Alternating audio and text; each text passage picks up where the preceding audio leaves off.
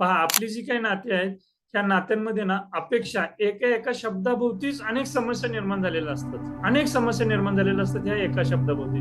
तर ह्या ज्या काही समस्या निर्माण झालेल्या आहेत त्याच्याबद्दल आपण थोडस आता ऍक्शन प्लॅननी त्याच्यावरती कृती करणार आहोत. आणि तो सगळा जो डिस्टर्बन्स निर्माण झालेला आहे ह्या एका शब्दामुळं तो जो काही डिस्टर्बन्स आहे तो आता आपण रिलीज करणार आहे. तर काय करायचंय, आपण आपल्या जोडीदाराकडून काय अपेक्षा ठेवत असतो, अपेक्षा पूर्ण होतात नाही होतात वगैरे हा पुढचा भाग आहे, पण काहीतरी बेसिक आपल्या अपेक्षा असतात.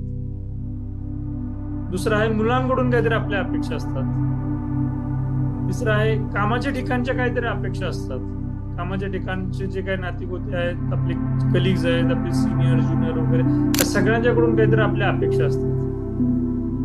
मित्रांकडून किंवा नातेवाईकांकडून काहीतरी आपल्या अपेक्षा असतात.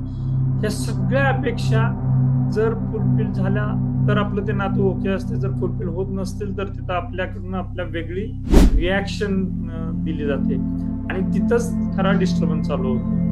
मुळात तिथं अपेक्षित काय आहे की एखाद्या लेवलवरती जर अपेक्षा पूर्ण नाही झाल्या तर आपला डिस्टर्बन्स नको आहे.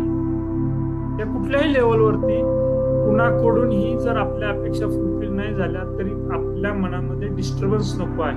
आपल्याला त्याचा त्रास नाही झाला पाहिजे, हे खरं ह्याच्यातलं इम्पॉर्टंट आहे. पण जर त्रास होतोय तर काय करायचं? साहजिकच एखाद्या कुठल्या नात्यांमधून जर आपल्या अपेक्षा पूर्ण होत नसतील तर आपल्याला त्रास होत असतो. मग ते कसं करायचं, त्याच्यातून कसं बाहेर यायचं? हा जो त्रास होतो ह्या त्रासातून बाहेर येण्यासाठीच टॅपिंग करायचं आहे आणि रिलीज करायचे त्या अपेक्षा ठेवणं चुकीचं नाहीये, पण अपेक्षा फुलफिल न झाल्यामुळे जो होणारा त्रास आहे ते चुकीचं आहे. तो त्रास नाही झाला पाहिजे. ज्यावेळेस तो त्रास होणार नाही ना त्यावेळेस तुमची गाडी सुसाट जावेत. उलट मला असं म्हणायचंय, ज्यावेळेस आपल्याला आपल्या अपेक्षा पूर्ण न झाल्यामुळे जो त्रास होत नसेल तर उलट जास्त अपेक्षा पूर्ण व्हायला सुरुवात होते.